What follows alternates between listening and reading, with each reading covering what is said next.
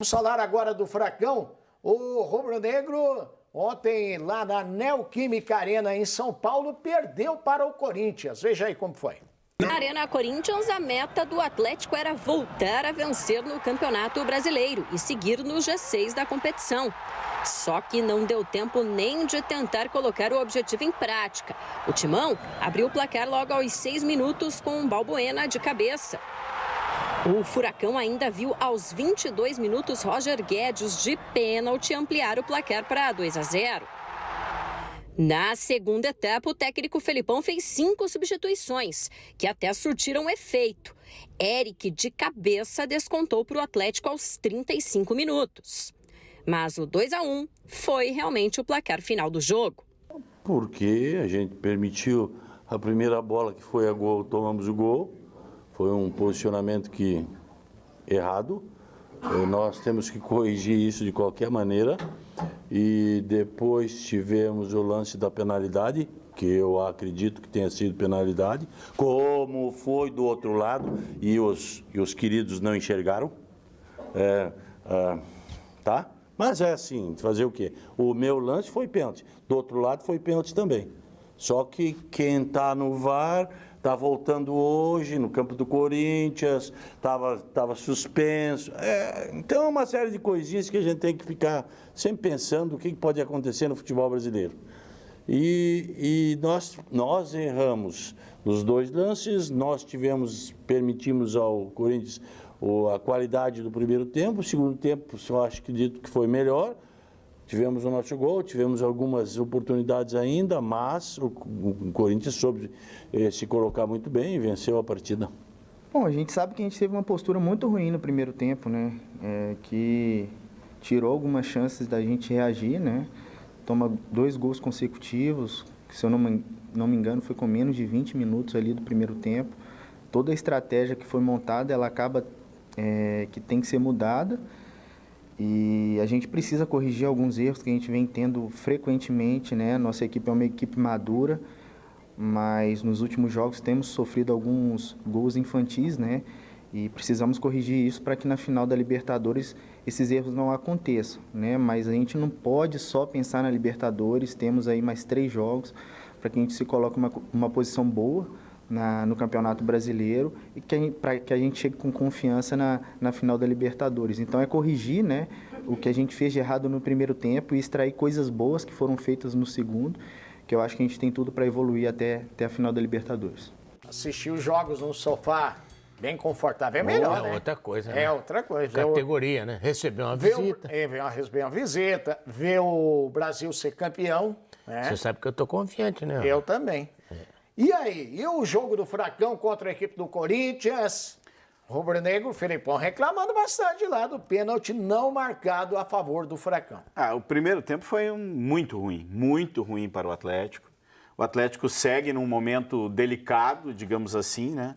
É claro, o Felipão, quando na última partida o time recebe algumas vaias da torcida do Atlético, ele fala, mas os caras não estão satisfeitos com a final da Libertadores. Ele quer dar uma ironizada, ele quer tirar um pouquinho o foco, mas a verdade é que pro padrão do Atlético, o patamar que ele atingiu, você disputar 6 jogos de Campeonato Brasileiro e vencer apenas 1, não é um bom desempenho.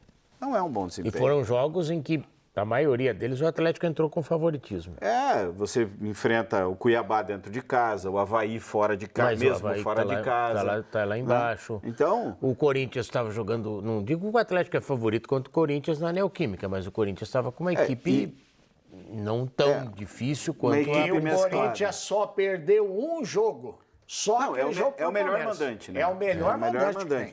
Mas o que preocupa, e isso ficou claro nas próprias palavras do Felipão, é que, mais uma vez, o Atlético, né, bola alçada na área do Atlético é um problema. A defesa passou ali agora de novo o gol, né? A defesa ficou parada olhando, né? Então, esse é o lance que o Felipão queria. Isso aí só se corrige de um jeito, treinando muito. Mas agora não tem mais espaço para treinar muito, né, Osmar?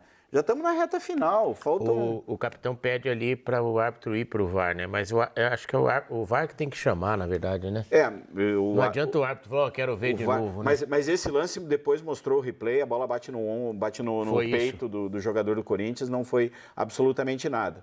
A reclamação é no outro lance, né, no segundo tempo, onde a bola, tocada rapidamente, ela dá uma resvalada no braço. E aí é interpretativo, né? Eu acho que não houve a penalidade, não é uma ação de bloqueio, é uma ação de disputa de bola, um lance próximo, onde a bola... Você acha então que nenhum dos dois foi? O contrário do Felipão, que acha que os dois foram? Não, é que o Felipão falou ali do lance do pênalti pró-Corinthians, que ele concorda que foi, e realmente foi, né? O Hugo Moura erra e dá um chute por baixo no Ramiro, e a falta foi marcada, né? Pelo VAR, né? O Daronco não deu a falta. Entendi. E aí, pênalti 2-0 para o Corinthians. Mas a reta final do jogo, ela foi toda do Atlético. O Atlético chega à marcação com o gol do Eric e tem ali nos 10, 12 minutos finais totais possibilidades para empatar o jogo. Porque o Atlético foi melhor. Agora, o que não pode é o Atlético perder tanto tempo, né? O Atlético melhora no segundo tempo, por quê? Porque há mexidas, né? Entra o Pablo, entra o Coelho e o ataque do Atlético melhora. O Clube Atlético Paranaense tem como característica botar para jogar aí no banco de reserva jogadores que estão muito bem fisicamente. Quem não está bem fisicamente não é nem relacionado. Então, isso faz diferença no segundo tempo. E as alterações também estão fazendo diferença. Talvez até o Palmeiras, acho que tem uma condição de fôlego, talvez no momento, mais superior ao do Atlético, mais forte que o Atlético num segundo tempo. Mas é um dos times que está mais bem preparado fisicamente. Isso não é de agora. É verdade. E sem dúvida nenhuma, o Atlético melhora no segundo tempo a partir das mudanças. Sim. Então, porque agora são 5, é meio time. O que assim, me preocupa em relação ao Atlético é que faltam 4 jogos até a final da Libertadores e, cara, talvez só o Felipão saiba o time que ele quer colocar contra o Flamengo. Não tem a base, mas não tem o time. O Minelli falava, né, Irapitã, que o time ele fica bom quando o torcedor sabe de cor o time titular. Hoje... E já assim, o reserva imediato também. Exato. Só que hoje mudou muito, né? Pela intensidade física, pela sequência, muita rotatividade. pelo calendário, pela necessidade do calendário. Então, acho perfeito que o Atlético, em determinados momentos, precise poupar este ou aquele jogador. Mas o problema é que eu vejo é que estamos na reta final da temporada, poucos jogos no Campeonato Brasileiro e uma final de Libertadores. Cara, e qual é o ataque titular do Atlético? Eu não sei. Irapitã Costa, Gil Rocha, 1 minuto antes do intervalo.